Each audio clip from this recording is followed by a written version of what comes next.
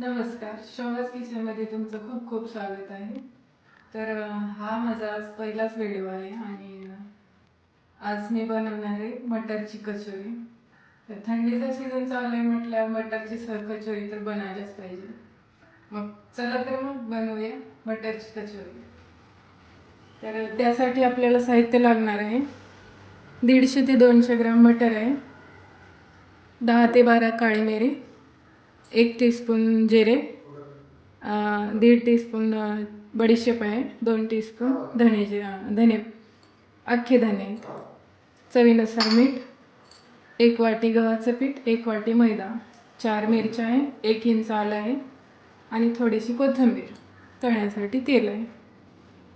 चला तर मग सुरू करूया मटरची कचोरी. आपण घेतलं आहे 1 वाटी गव्हाचं पीठ,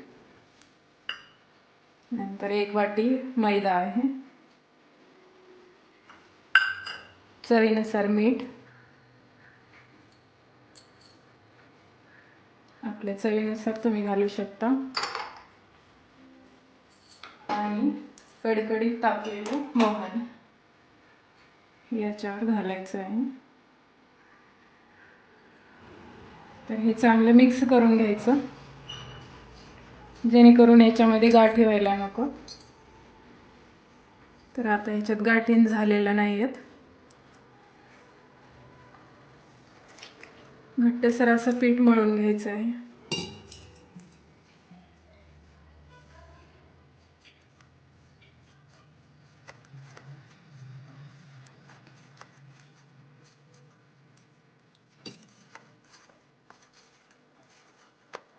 तर आपली कणिक आता मळून झालेली आहे. हे बघा, जास्त घट्ट नाही जास्त सैलसर नाही, अशी मध्यम कणिक मळून घ्यायची आणि थोडंसं तेल लावायचं याला. मी हे वाटीतलंच लावते, तुम्ही दुसरं लावू शकता. बहुतेक गृहिणी अशाच करतात कारण हे वाया जायला नको म्हणून. ह्याला तेल लावून झालेलं आहे. आता आपण 10 मिनिटासाठी हे कपड्याने झाकून ठेवणार आहे. तर आता आपण स्टफिंगसाठी सारण बनवू. तर हे सुके मसाले भाजून घ्यायचे थोडेसे.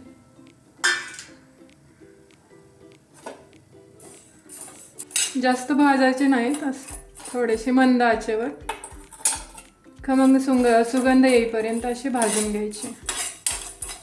आता बघा वास कसा छान सुटला याला. हे वाटून घ्यायची.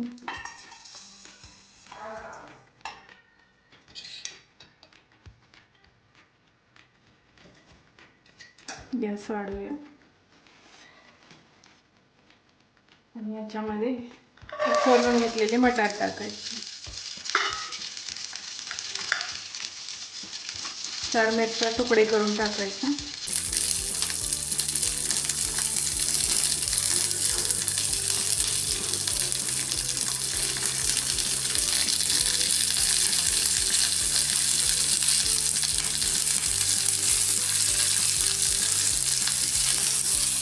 आल्याचे काप करून टाकायचे म्हणजे वाटायला सोपं जाईल.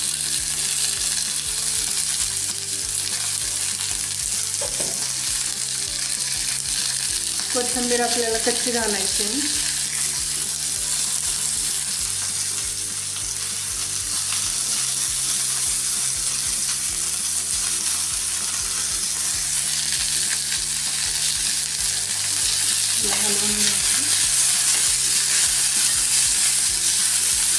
मस्त असे वाटाणे भाजून घ्यायचे मऊ होईपर्यंत.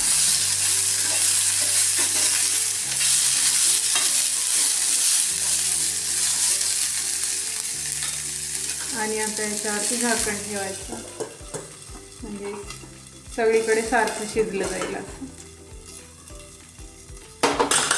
तोपर्यंत सुके मसाले हे बघा, आपले सुके मसाले वाटून झालेले.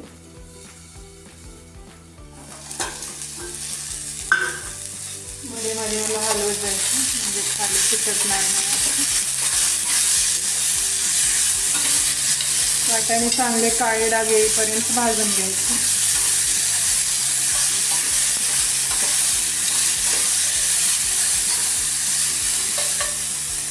थोडा वेळ झाकून ठेवायचं.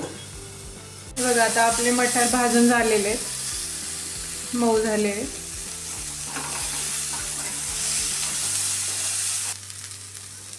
तर आपण आता याची जाडशी भरड करून घेऊया मिक्सरमध्ये. मिक्सरच्या भांड्यामध्ये घातली.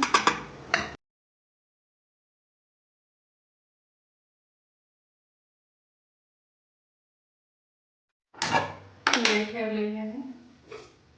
तर कचोरी तळण्यासाठी तेल घालूया. स्टफिंगमध्ये आपण सुके मसाले टाकले. चवीनुसार मीठ टाका.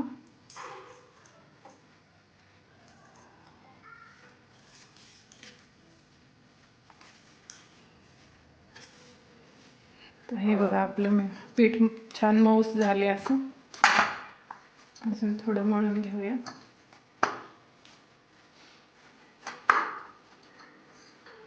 मला गव्हाचं पीठ इव्हन मैदा याच्यामध्ये बुडवून अशी वाटी करून घ्यायची.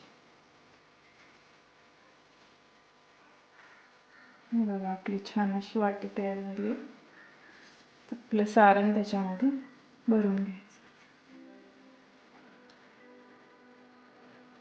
आपण जसं पुरणाचा उंडा भरतो ना तसं पॅक करून घ्यायचं.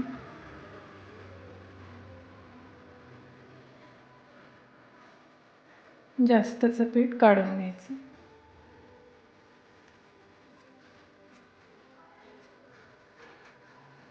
आणि थोडंसं असं चपटं करायचं. गोल केले तरी चालतात, आपल्या आवडीनुसार असं चपटं करून घ्यायचं. तर आपल्या कचोऱ्या आता बनून झालेल्या आहेत. बरोबर प्रमाणबद्ध जेवढं सारण तेवढं कचोऱ्या झाले. पीठ जेवढं तेवढं सारण. आपलं तेल गरम झालेलं आहे. तेल जास्त गरम करायचं नाही म्हणजे लवकर लाल होतात. मीडियम फ्लेमवर कचोऱ्या तेलात सोडायचे.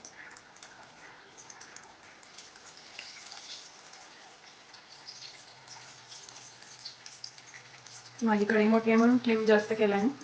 छोटी कढईमध्ये कमी फ्लेम करायचा. तर बघा आपल्या कचोऱ्या कशा टम्म फुगले. तर लालसर रंग येईपर्यंत तळून घ्यायचा पूर्ण. मीडियम फ्लेवरच तळून घ्यायचं.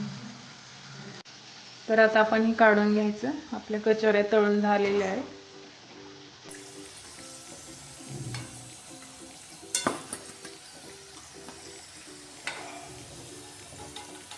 तर बघा मंडळी आपल्या कचोऱ्या बनून झालेल्या आहेत.